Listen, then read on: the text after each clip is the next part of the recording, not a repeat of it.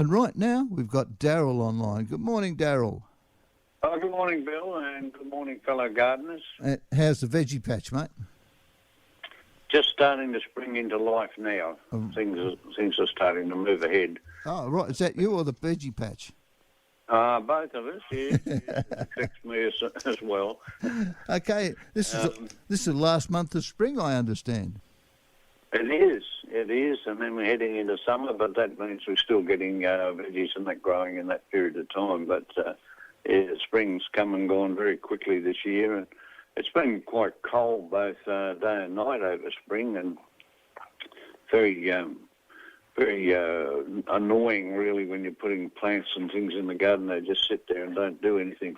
You wonder what's really wrong. But what I've found in reverse is it's been really good for the shrubs and flowers, fruit trees. You know, they've blossomed and done very well.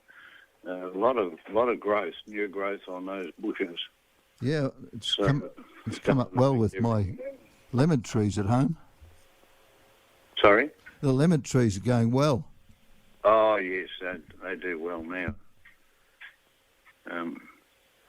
Now, one of the other things that I thought we might talk about this morning, talked about growing broad beans and that. Well, now broad beans should be getting picked, or should have been picked by now. It's a great winter crop. And one of the things it does adds nitrogen to the soil, and that's good for the next crop. What I do there, I pick all the beans, and then I pull the stalks and that right out of the ground. Some people leave the roots in the ground and plant around them, hoping not to upset the nitrogen, but I mulch it. I pull them out, lay them on the ground, and then I run a mower over the top of them, and that mulches it up, and then I add them to the compost bin to break down and become compost for us. You there, Bill? Yeah, so is it a great time to plant veggies at the moment, seeing it's a little cold? Oh, look, it just seems cold, but if you get down at ground level and that out of the wind and stuff, you'll find it is quite warm now. It is a good time to plant, and if any vegetables you put in, or seeds or plants, you'll find that they do move ahead pretty well now. So yes, it is a good time to add plants into the garden. We've got some reasonably warm overnight temperatures, and we're ranging from 23 to 29 this week, so it's a good time. It is, and for people that are growing tomatoes, it's very important for them to germinate and pollinate really around about 18 degrees overnight, and the fruit will set a lot better than on the cold days. If you go out to your tomato plants and they've got the flowers and that, just give the tomato plant a bit of a shake with your hand, and that'll disperse the pollen, necessary stuff to your pollen and that into the female flower. And preparation of beds, if you haven't done it, is it too late?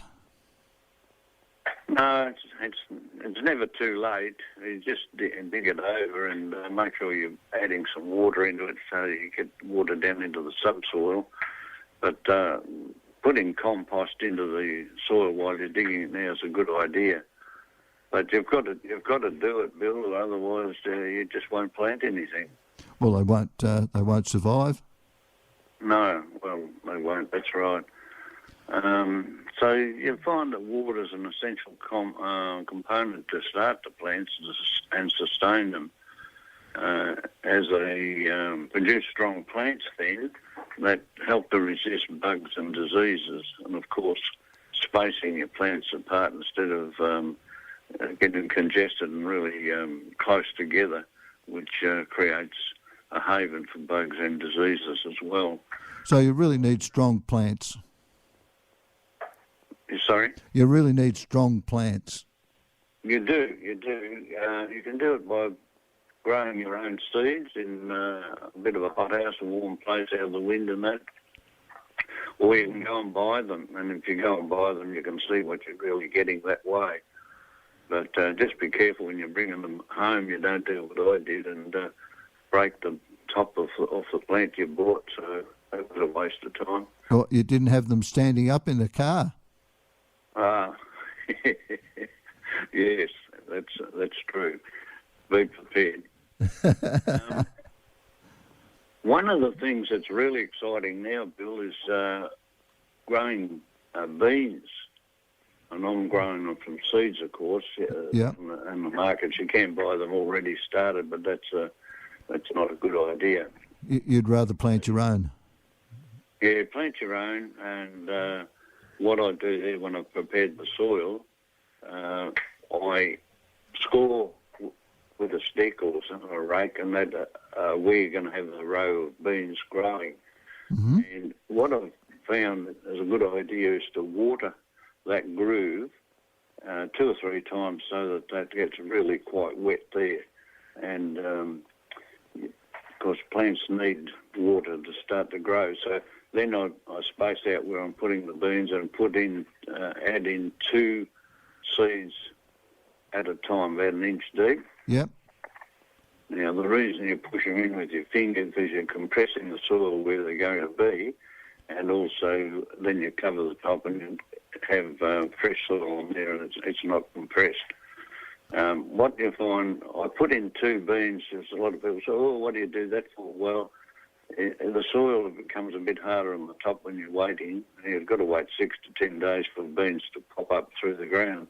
But by doing it that way with 2 of them, you've got double the strength of the bean pushing up and coming through and opening the soil up so that the tops can get back in. So as soon as the tops come out, they'll open up because that's the husk of the seed, and you'll find that the first leaves are contained in that, and then they open up and start to collect the sunshine from there. So I've found that by putting 2 seeds in, often, only one of them comes up and develops properly. So if that hadn't been what was going to be in my row, I would have spaces in my row where there's nothing growing. And it's no good putting another seed in at that point in time because it's well behind the others. Yeah. It doesn't work very well. So they come up in a loop, if you like, a U shape. Yep. And if the soil's too hard, they just snap off. And you'll get a bit of... They won't die, but they might as well have died, because they're really retarded. Some of them do die. Do you put a plastic bottle over the top to protect them? No, not with beans, I don't. Right. This year's been quite bad. You get up early in the morning and you'll see like silver streaks all over the place, and you can kill all the snails you like, but I'm sure that they must be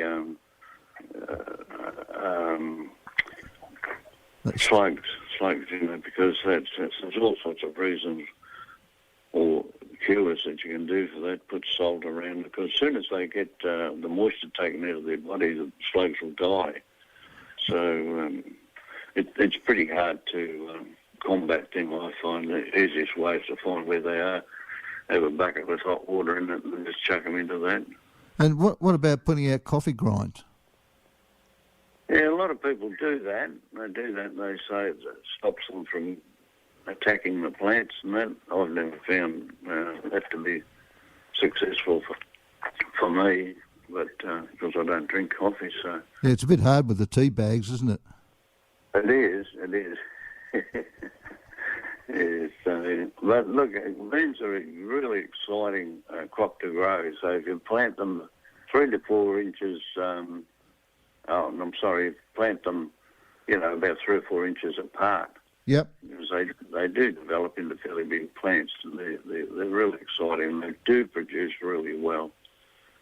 Another thing that's good to grow now is beetroot. Oh, I love beetroot.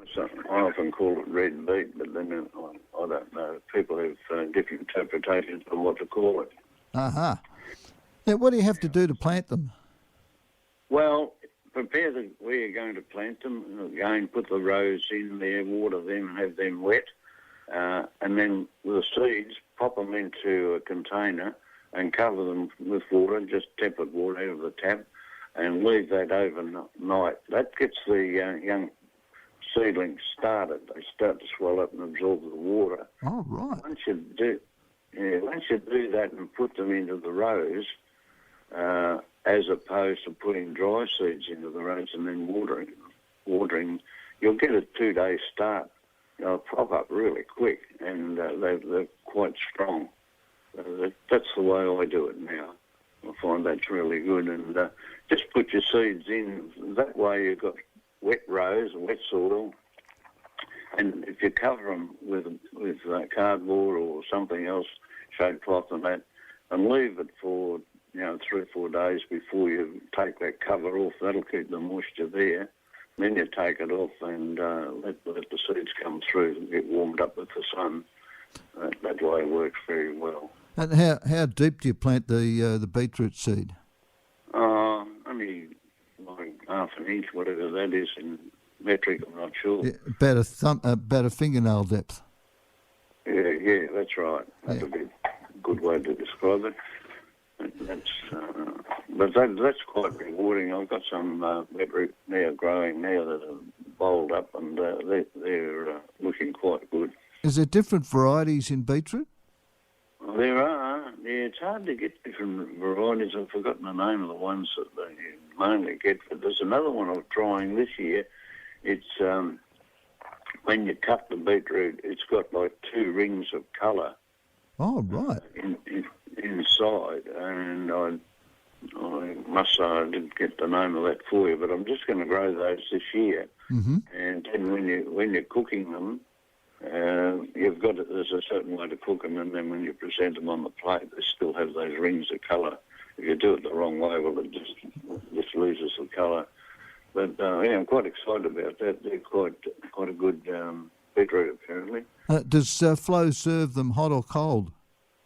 Well, I've done it both ways, Bill. Even roasted, they are good like that. I rather enjoy it, and I think she does as well, because the plate's always clean after I've had a feed. So it's a good thing to do. Yeah, you're not game to clean not to clean the plate, are you? I just say, look, I'd rather have red beetroot rather than mushroom. Right. Yeah, so I think the mushroom industry suffered a bit of a hit.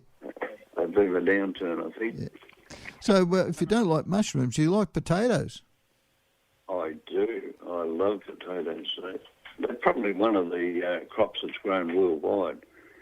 And some people say, when can I plant them? Can I plant them now? Well, yes, you can plant them now. We're in the cool climate down here, so you can plant them. Again, you need the soil to be prepared for them.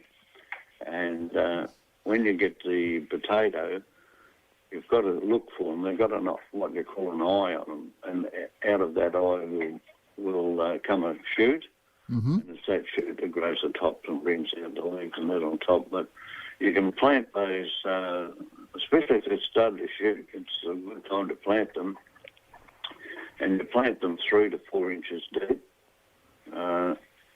And they seem disappointing. You think, I'm never going to come up, but they take 3 to 4 weeks to come up. So the first leaves that come up, and they'll look a bit spindly and that, but they develop pretty strongly, pretty quick. Now, the other thing is you've got to wait pretty much 4 months to dig them out of the ground, but sometimes it can be quite exciting with the size of the potatoes that you dig out. If you're a little bit anxious and you want to see what's under them, you can dig them out early and use them as a new potato, and they're absolutely beautifully boiled with some nice butter. Have them swimming in butter. They're beautiful like that. And don't forget the cholesterol. But but do you what potato variety you find does well in Eltham? It's Tobago and Dutch cream. Right. Dutch cream's a very good universal potato, and not easy to find these sort of potatoes actually. The Eltham market, which is here on a Sunday, there's 2 ladies there that sell just potatoes, Right. And they've got them all named. They've got a great variety to choose from, and that's where I get my seeds from these two beautiful ladies that look after me, and we chat about potatoes all the time when I go down there. Oh, you just go down and see the ladies. You don't worry about your potatoes. Oh, sorry, Flo. I took them down half a cabbage each one day. They got quite excited about that. Oh, crikey. Right. And talking about cabbages, it's a good time for lettuces. Yes, this is the time. You should have a few. You should have a few in by now anyway. And you can grow again with seeds. You can do that in trays, and when they develop a certain size, when you think they're able to look after themselves, you can plant them out into the ground in rows and set them apart the distance that whatever variety you've got. They're good for putting in containers? To put in with potatoes? No, in containers. Grow them in containers, things like pots. Containers, yeah. Yes, you can do that. I find containers are harder to look after building. They've always got to fill water them. You can overwater. And, they take up a lot of space. But they're good for people that haven't got a backyard and can grow stuff in it. Yeah, like the people behind you. That's right. Yeah, they've mucked up all their growing land. and anyway, you can do that. You can buy the seedlings. Again, it's always good. You can go there and see them if they're healthy and that. You can buy them, pop them in the ground, and they've got a really good start. They take a week or two to settle in, but they get going pretty well like that. One of the ones I've got in at the moment are called Great Lakes. Oh, right. They grow a bit like a cabbage. They get a big heart in them. Yeah. And they're very crisp and beautiful, and the gourmet chefs and that like them because they put other salad and stuff in the leaves like that and present it on the plate, but they're just beautiful. And what's the difference between the Great Lakes? What's the difference between the Great Lakes and the Little Gem? The little gems are great. They produce very quickly, and you can cut them and eat them a lot quicker. And there's other varieties as well, like the cos lettuce as well. And you can pick the leaves off those and use them in your salad, but without taking the whole plant out of the ground. So they just keep producing if you do it like that. Take those leaves out. Don't take the centre ones out, otherwise you'll kill the plant and it won't grow very well at all after that. So how long can you harvest it for? I'm not really sure, but I'd say a month or two you can still be getting leaves off them. Yep. Oh, that's good. I haven't kept a diary on that one. Yep. And to go with the lettuce, you've got to throw a few the red things in, tomatoes. Well, traditionally you've got two things to grow they find Australian gardeners grow is potatoes and tomatoes. Tomatoes are another exciting crop. There's many varieties to choose from. It's just this year I thought I'd only grow 2 or 3, but I ended up with a dozen or so. Because suddenly you find everyone's got tomato plants that they don't want anymore, and they're just giving them away, or you can pick them up at the markets and things like that. But it's quite daunting because a lot of them don't know what the heck they've actually grown. So you don't know yourself what you've actually planted. But this year I've planted quite a few. There's 2 types of tomatoes, Bill, and that's what I call talls. That's the ones that grow up and need staking and so forth. And there's the dwarf ones, which will grow, 60 centimetres high and bush out like a bush. And they're a very good tomato as well. You don't need to stake them, and the only thing you've got to watch is that the tomatoes are on the ground, so slugs and so forth will get into them. So you just got to look after them a little bit. I find to put cardboard or straw under those plants, and let the tomatoes rest on them. It's a good way to look after them. Right. And you've got an enemy in the garden. Wow. Yes. It used to be possums and rats and things like that, but one of the things that's always been with us and people don't recognise is water. Now, you find with people starting new in gardening will overwater their crops and they die and they wonder why. And it's because you overwater. You don't need to overwater the plants. You need to keep them healthy. You can tell when they need a bit of water by their leaves and that when they start to wilt or curl, you do need that water. You're better off to give the crops a solid, good watering once a week so that the water goes down deep and the root system can travel down into the subsoils a bit more than what they do. If you just water on the top every day, which most people seem to do, the root system doesn't develop down very deep. It's because it knows where the water is. Plus, the water on your leaves can help to burn them on a hot day. Like that, it creates fungus and disease and things in there, and you also find a lot of the bugs and that'll just live in amongst the leaves at the top. So don't overwater, for goodness sake. Yeah, well, once upon a time you only watered once a week because that's when you got the bath water out and put on the veggies.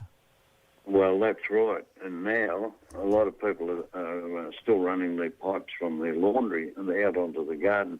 And this is all right. I mean, you've got to do things desperate times and need desperate measures. Issues. But you find with the liquids and that detergents and things we're using in the washing machines nowadays, eventually it'll destroy your crop. It'll retard them and they certainly won't taste as nice, that's for sure.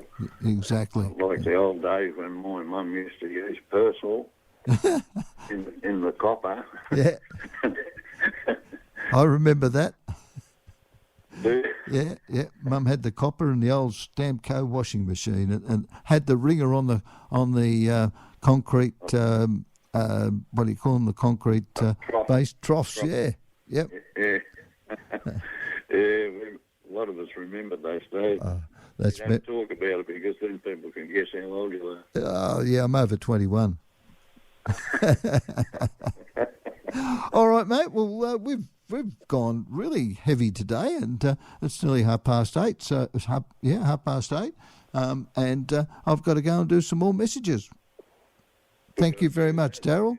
And we're stopping all these gardeners from getting out and digging the garden and putting in these lettuce plants and so forth. Lettuces, tomatoes, potatoes, beetroot, and your beans. So yeah, you've covered a pretty good subject today.